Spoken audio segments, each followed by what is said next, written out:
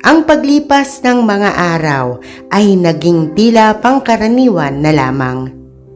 Mistulang umaagas na tubig sa malinaw na batis.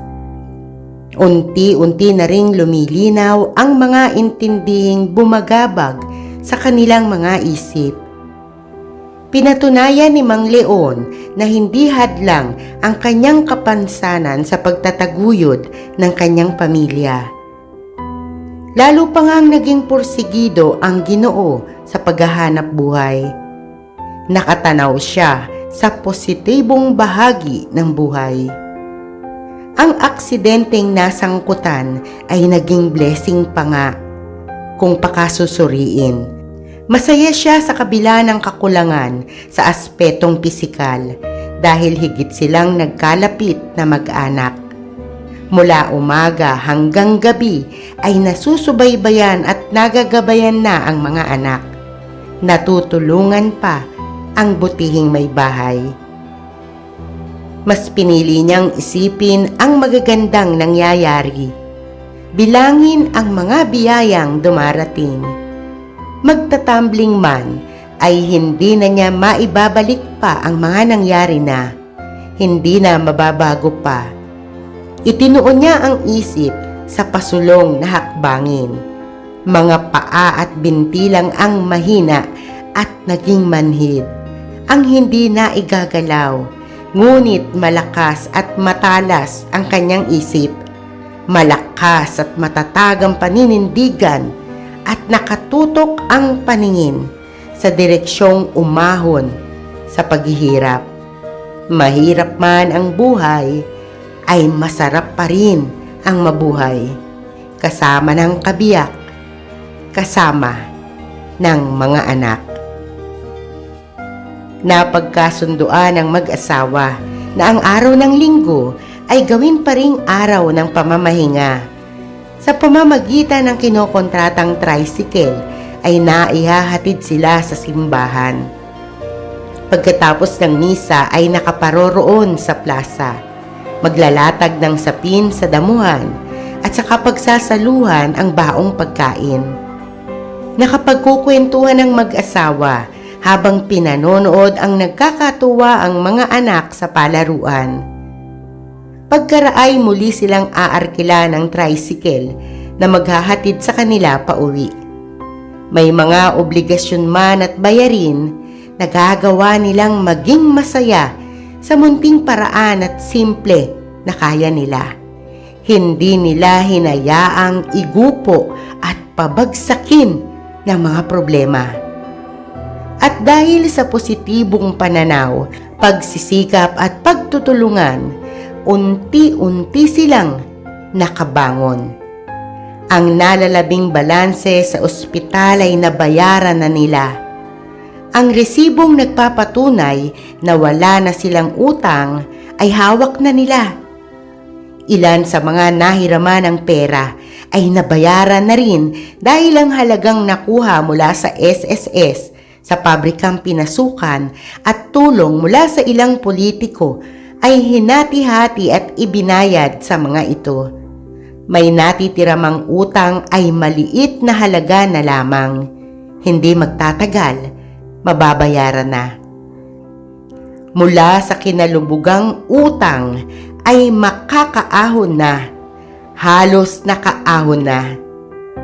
Ang pinagdaanan nilang pagsubok ay lalong nagpatibay sa bigkis na nakayapos sa kanilang lahat. Gaya ng pinakaaasam, nakabayad sila sa lahat ng pinagkautangan at nagawang paghandaan ang kasunod na kabanata sa kanilang buhay.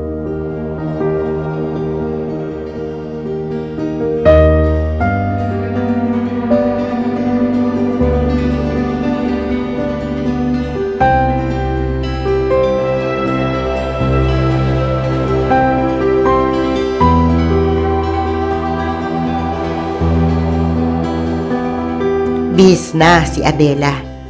Bagay na bagay ang suot na uniforme sa pinapasukang universidad sa kanilang lungsod kung saan abot kaya ang matrikula.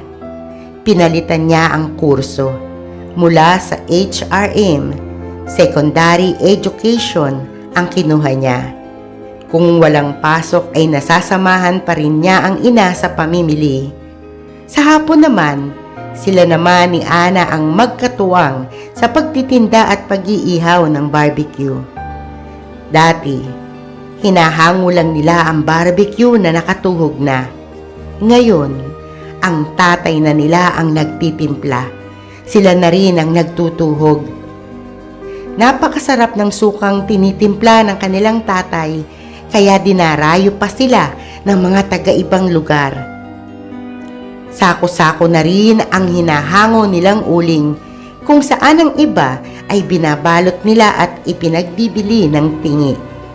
Nakilala at naging suki ng tatay nila ang mabait na mag-uuling. Dinideliver ang mga uling sa pwesto nila. Naipaayos na rin nila ang kanilang tindahan. Simple, ngunit higit na presentable at naging komportable, hindi lang sa mga mamimili, lalo't higit kay Mang Leon.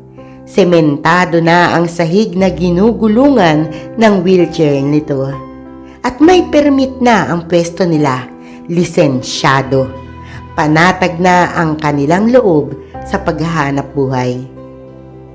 Mahirap, nakakapagod, ngunit dahil nagtutulungan, napagagaan nila ang mabigat na dalahin sa buhay. Nagpatuloy ang magandang samahan ng magkasintahang Adela at Jeffrey. Ang ilang tampuhan ay madaling nawawala dahil parehong naging responsable sa kabila ng kabataan.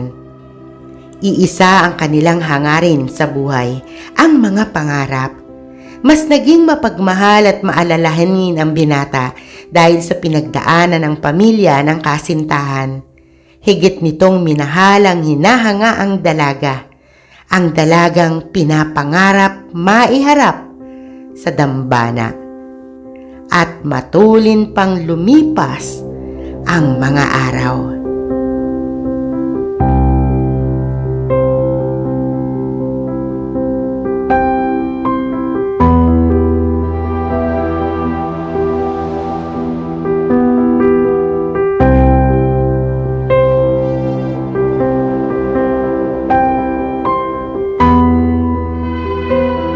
Araw ng pagtatapos.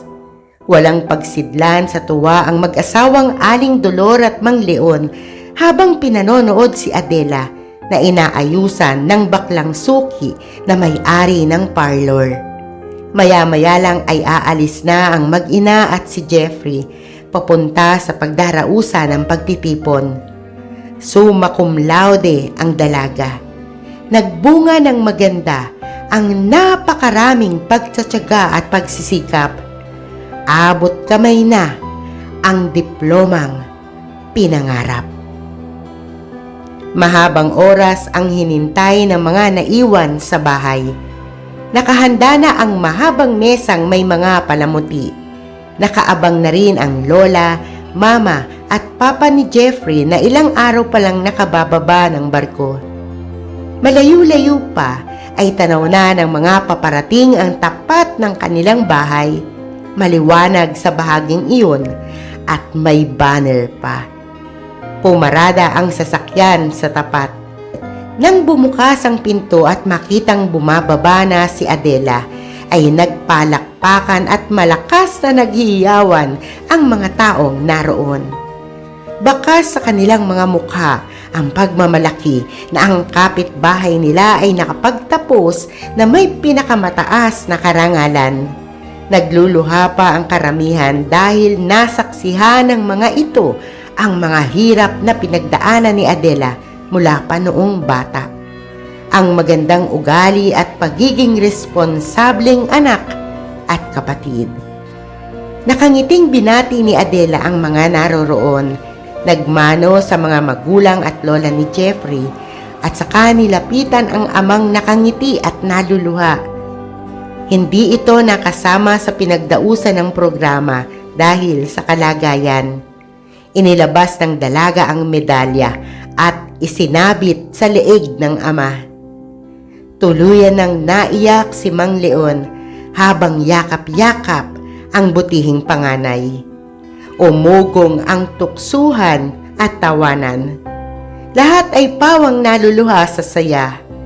Karangalan din para sa mga taga roon ang maging kabahagi ng mag-anak na hinahangaan at ipinagmamalaki. Matapos ang madamdaming tagpo ay nagkainan na sila. Maya-maya pa'y nagkantahan na ang iba habang patuloy sa pagkukwentuhan ang iba pa. Pati mga barangay tanod at ang kagawad na naka-duty ng gabing iyon ay nakisaya sa kanila. Masayang masaya rin si Jeffrey na mula pa kanina ay hindi binibitiwan ang kamay ng kasintahan. Matamis na ngiti ang isinukli ni Adela sa makisig na binata. Magkasama nilang bubuksan ang panibagong libro sa kanilang buhay. Hawak kamay nilang haharapin at pagtutulungan ang mga pagsubok na darating pa. Sa gabay ng kanilang magulang at patnubay ng dakilang lumikha, magkatuwang nilang lalakbayin ang maningning na bukas.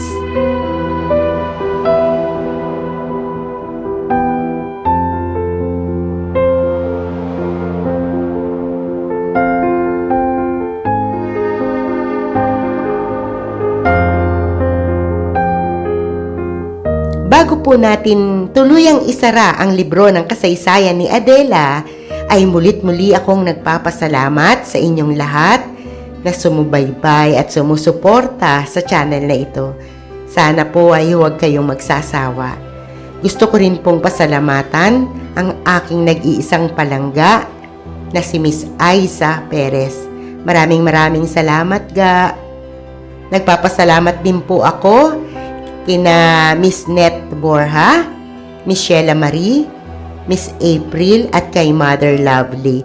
Nandyan po sa inyong screen ang YouTube channel nila. Kung may time po kayo, bisita po kayo sa kanila. Maraming salamat din po kina Miss Jane, Miss Jenny, Miss Meds at Ma'am Marian.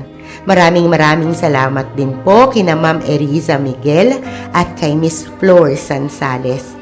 Maraming salamat po sa ating mga silent listeners na sana ay magparamdam na po sa mga susunod nating kwentuhan.